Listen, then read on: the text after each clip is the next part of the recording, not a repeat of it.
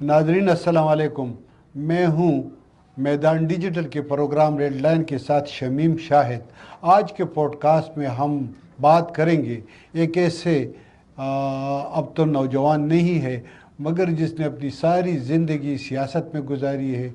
मुझे याद है कि जब वो 70 के दाई कि वस्त में जब मार्शल लॉ लग गया तो उसने काफ़ी कोशिश की थी। उस वक़्त वो प्रोग्रेसिव स्टूडेंट्स ऑर्गेनाइजेशन के सरकर्दा रहनुमा थे। फिर उसके बाद डेमोक्रेटिक स्टूडेंट्स फेडरेशन, फिर इसी तरह सूरत हाल बदलता रहा मगर उनकी जो सियासी ज़िंदगी थी, सियासी सफ़र था, वो जारी था। वो आजकल पाकिस्तान पीपल्स पार्टी में है, पाकिस्तान पीपल्स पार्टी के दानिश्वरों में शुमार होते हैं। उसने न सिर्फ खैबर पख्तूनख्वा और पाकिस्तान की सियासत को करीब से देखा है बल्कि वो उनकी अफ़गानिस्तान पर बहुत ज़्यादा गहरी नज़र है। सोवियत यूनियन के जो जिस वक़्त वो सोवियत यूनियन का दौर था, उरूज का दौर था, वो भी उसने देखा है। ज़वाल भी देखा है, डिसइंटीग्रेशन भी देखा है। अफ़गानिस्तान में एक वक़्त जिस वक़्त तो शाहाना तर्ज़ हुकूमत थी उसको भी देखा है। फिर वो जंग का दौरानिया भी देखा है। जो अफ़गानिस्तान जब इंतहा पसंदों के हवाले किया गया तो वो भी देखा है। आज हम उनसे बात कर रहे हैं। सबसे पहले हम उनसे 2-3 क्वेश्चन करेंगे, ज़्यादा नहीं करेंगे। सबसे पहले हम उनसे क्वेश्चन करेंगे पाकिस्तान के मौजूदा सूरत हाल पर।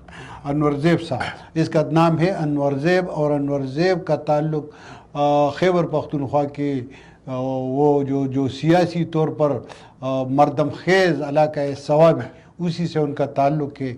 इस्लामिया कॉलेज, पेशावर यूनिवर्सिटी, इसी से फारिग है। तो आज हम बात कर रहे हैं अनवर ज़ैब के साथ पाकिस्तान की सियासी सूरत हाल पर।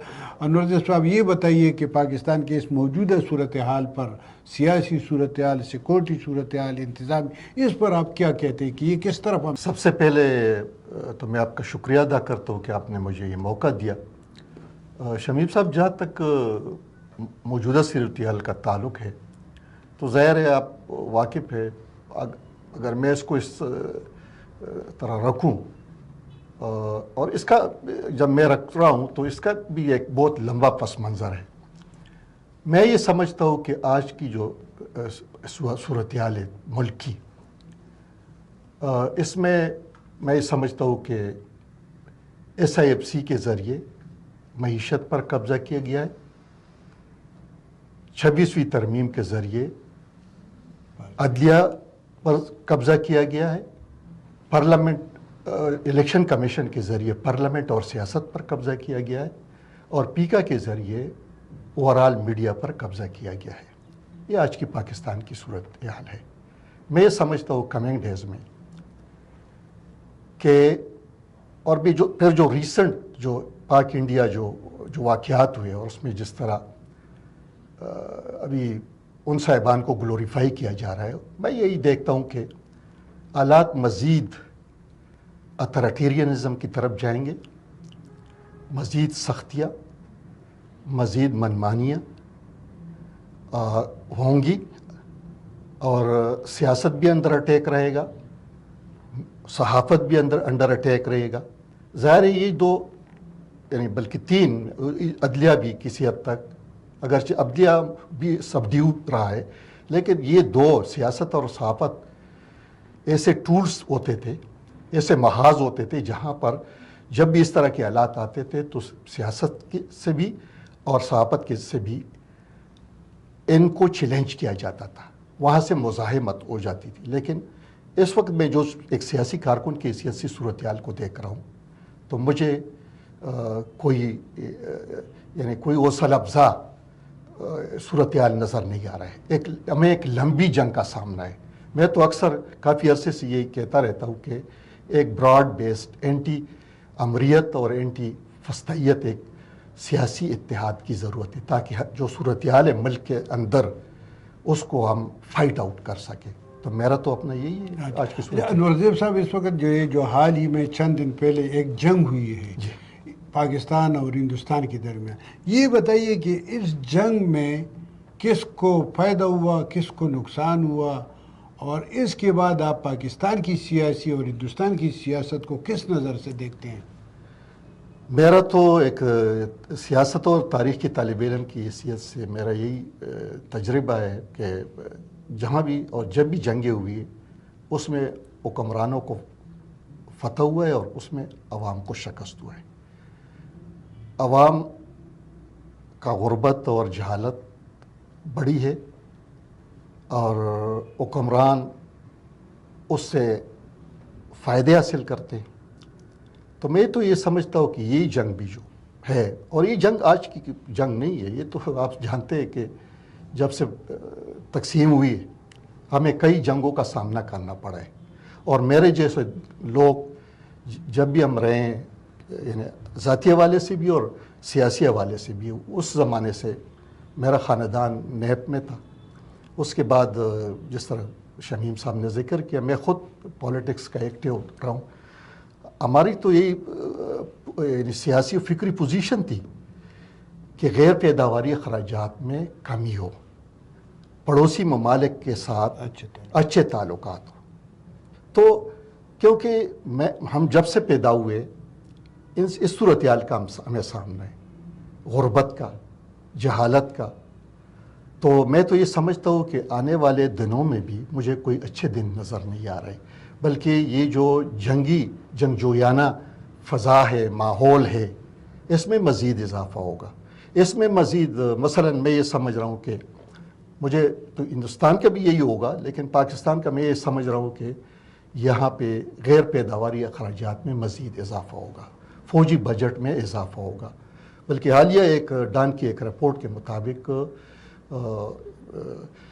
ایسے PSDP میں پبلک سیکٹر ڈیولپمنٹ کے جو اخراجات ہوتے ہیں اس میں کمی آئے گی، اور اس میں 200 ایسے پروجیکٹس ہیں کہ ان کو وہ کلوز کرنے جا رہا ہے. تو یہ جنگجویانہ جو ماحول ہے، اور اس میں جس طرح جنگ کو گلوریفائی کیا جا رہا ہے اور جس طرح ان صاحبان کو گلوریفائی کیا جا رہا ہے، تو مجھے تو یہ لگتا ہے کہ عوام کے لیے آنے والے دنوں میں برے دن ہیں.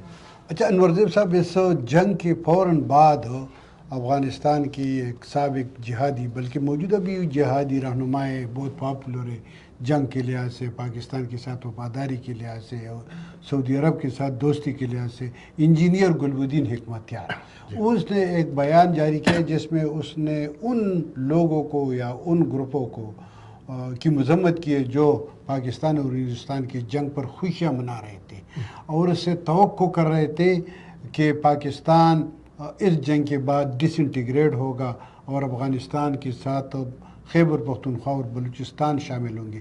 انہوں نے اس کی تردید نہیں کی، مگر اس نے کہا کہ اگر پاکستان ڈس انٹیگریٹ ہوگا تو افغانستان بھی ڈس انٹیگریٹ ہوگا، ایران بھی ہوگا، اور ہندوستان پر بھی اس کے اثرات پڑیں گے.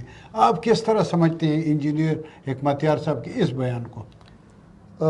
شمیم صاحب کو پتہ ہے کہ حکمتیار کی جو ماضی ہے، یا حکمتیار صاحب جو بھی ہے، سیاسی حوالے سے بھی اور ایک جہادی لیڈر کے حوالے سے، وہ تو اپنی جگہ، میری نظر سے تو اس کا وہ بیان نہیں گزرا ہے. لیکن اگر اس کا یہی بیان ہے تو میری خود اپنی یہ پوزیشن ہے کہ یہ جو بالکنائزیشن یا ڈس انٹیگریشن کی بات ہے، تو یہ اگر اس ریجن کے اندر کسی بھی ملک کی بالکنائزیشن ہوگی یا ڈس انٹیگریشن ہوگی، وہ صرف اس ملک کی بالکنائزیشن اور ڈس انٹیگریشن نہیں ہوگی، بلکہ وہ پوری ساؤتھ ایشیا کی بالکنائزیشن اور ڈس انٹیگریشن ہوگی. کیونکہ جو فالٹ لائنز ہے، یعنی انگریز کے جانے کے بعد، یہ صرف برصغیر میں نہیں ہے، آپ مڈل ایسٹ کے اندر جائیں، جہاں بھی کالونائزیشن رہی ہے، کالونیل پاورز رہے، انہوں نے جی سب جگہوں پہ انہوں نے اس طرح کے فالٹ لائنز چھوڑے.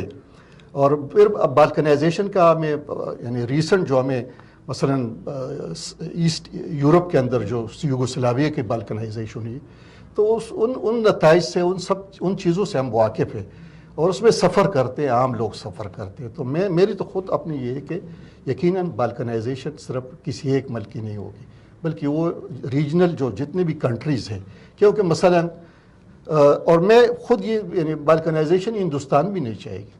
مثلا بالکنائزیشن ہوگی تو پھر تو یعنی ہندوستان، یعنی اگر پنجاب ادھر ہے تو پنجاب وہاں بھی ہے، ادھر بھی ہے.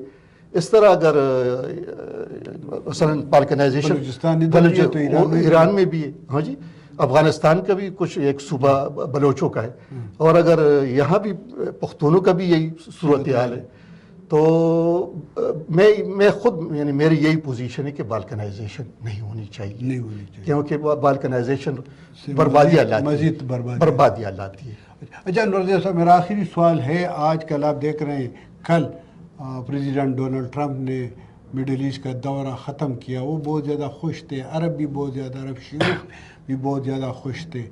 کس طرح سمجھتے ہیں ان کے اس دورے کو عالمی سیاسی اور معاشی استحکام اور عدم استحکام کے لیے؟ اس کے دورے اپنی جگہ، میری اپنی یہ پوزیشن ہے مطلب ٹرمپ کے آنے کے بعد، کہ ہم اس وقت ٹرمپ کے ایرا میں رہ رہے ہیں۔